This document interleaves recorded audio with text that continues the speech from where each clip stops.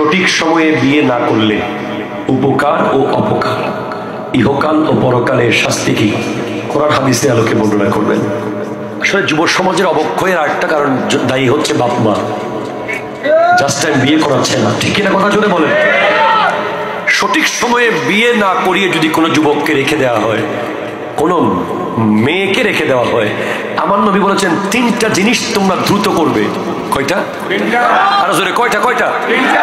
এক, যখন কোনো লাশ জানাজার জায়গায় আসবে সাথে সাথে জানাজা পড়ে কবর দাও। ওটাকে সামনে নিয়ে 1 ঘন্টা বক্তব্য দিও না। ঠিক কিনা কথা জোরে বলেন। কেউ মারা গেলে সাথে সাথে গোসল করিয়ে কাফন পরিয়ে জানাজা পড়ে কবরে দাও, দ্রুত। সেকেন্ড ওয়ান, কোন মেয়ে যদি বিয়ের উপযুক্ত হয় সাথে সাথে বিয়ে দাও। সুবহানাল্লাহ বলে না। থার্ড ওয়ান, কোন গুনাহ যদি তুমি করে ফেলেছ সাথে সাথে ওই জায়গায়, যেই মসজিদ পাবা, যে পবিত্র জায়গায় পাবা, ওখানে উজু করে দাঁড়িয়ে সিজদায় গিয়ে মাপ চাও। কারণ তুমি যে আর 5 মিনিট বেঁচে থাকবে তার কোনো গ্যারান্টি নাই। যুব সমাজকে যদি বাবা, ভাই, মুরব্বীরা দায়িত্ব নিয়ে বিয়ে না করায়, যারা দায়িত্ববান, বুখারী শরীফের একটি গুরুত্বপূর্ণ হাদিস, 7138 নম্বর হাদিস। মারহাবা জোরে বলেন, মারহাবা জোরে বলেন, মুখস্থ বলেন। 7138 নম্বর হাদিসে এসেছে, আলা কুল্লুকুম রাইন ওয়া কুল্লুকুম মাসউলুন আন রাইয়াতিহি। আমার নবী বলেছেন, সাবধান, তোমরা প্রত্যেকেই দায়িত্ববান এবং তোমাদের প্রত্যেককে আপন আপন দায়িত্বের ব্যাপারে জিজ্ঞেস করা হবে। অবশ্যই বাবাকে জিজ্ঞেস করা হবে, তোমার ছেলেকে তুমি জাস্ট টাইম কেন বিয়ে করাও নাই? ঠিক কিনা বলেন।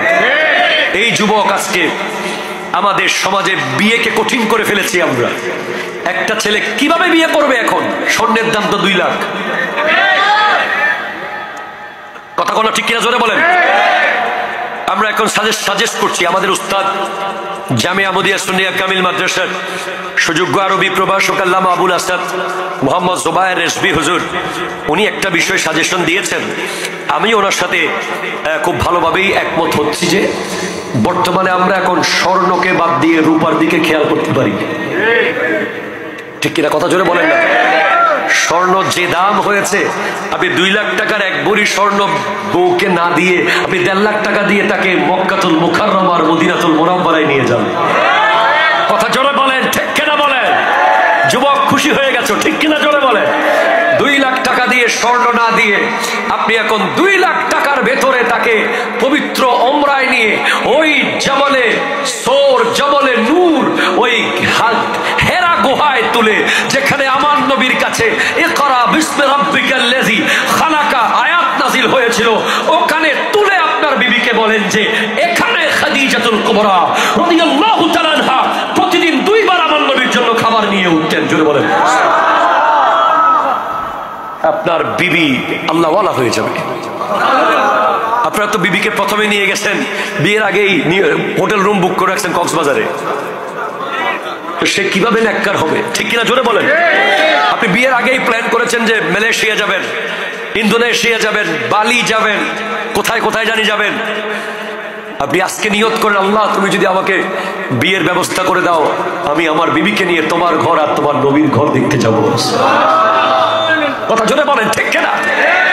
আমি মেয়ের বাবাদেরকে বলবো, আপনার মেয়ের জন্য স্বর্ণ দিলেও কি না দিলেও কি, স্বর্ণ তো আলমারিতেই পড়ে থাকে। আর বর্তমানে যে ডাকাতি শুরু হয়েছে, এখন স্বর্ণ রিস্ক। ঠিক কিনা কথা জোরে বলেন। আরে বাবা রে।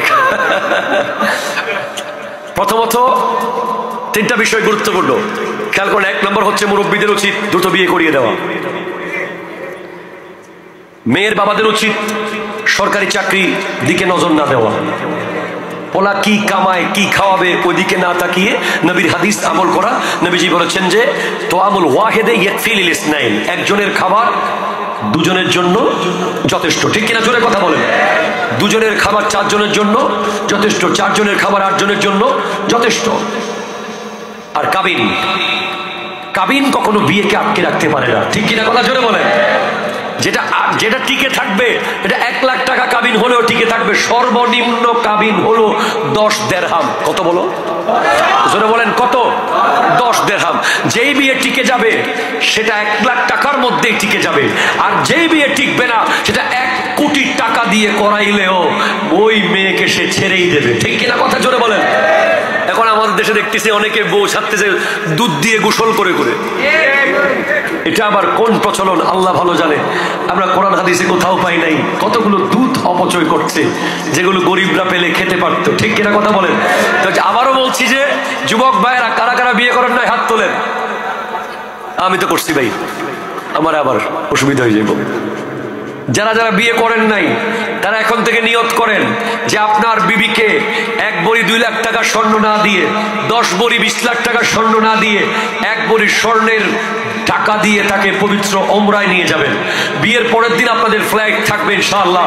এরপরে আপনি মক্কাতুল মুকাররমা মদিনাতুল মুনাওয়ারায় গিয়ে আল্লাহর নবীর কাছে দোয়া করবেন, আল্লাহর কাছে দোয়া করবেন, নবীজির কাছে গিয়ে আল্লাহর কাছে ক্ষমা চাইবেন। বিশ্বাস রাখতে পারি যে আপনার সংসার নুরানি হয়ে যাবে, ঠিক কিনা কথা জোরে বলেন। আল্লাহ বোঝার তৌফিক দান করুক, আমিন জোরে বলেন। মনে রাখবেন স্বর্ণ কিনে দেওয়াটা বাধ্যগত নয়, কিন্তু আমার নবী বলেছেন মান যারা কবরি ওয়াজাবাত লাহু শাফাআতি, যে ব্যক্তি আমার কবর জিয়ারত করবে তার জন্য আমার শাফাআত ওয়াজিব হয়ে যাবে। নবীজি বলেছেন যে আমাকে দুনিয়া থেকে পর্দা করার পরে জিয়ারত করলো সেজন্য আমি জিন্দা অবস্থায় জিয়ারত করলো। তাহলে মেয়ের বাবাদেরকে বলছি, আপনার মেয়ের জন্য এর চেয়ে বড় কোনো উপহার হতে পারে? জোরে বলেন, পারে? পারে? পারে? আরো জোরে, পারে? পারে না। তাহলে বিয়েকে সহজ করুন। বিয়ে কঠিন করেছেন, জেনাকে সহজ করেছেন। বিয়েকে কঠিন করেছেন, জেনাকে সহজ করেছেন। জেনাকে কঠিন করে দিন, বিয়েকে সহজ করে দিন।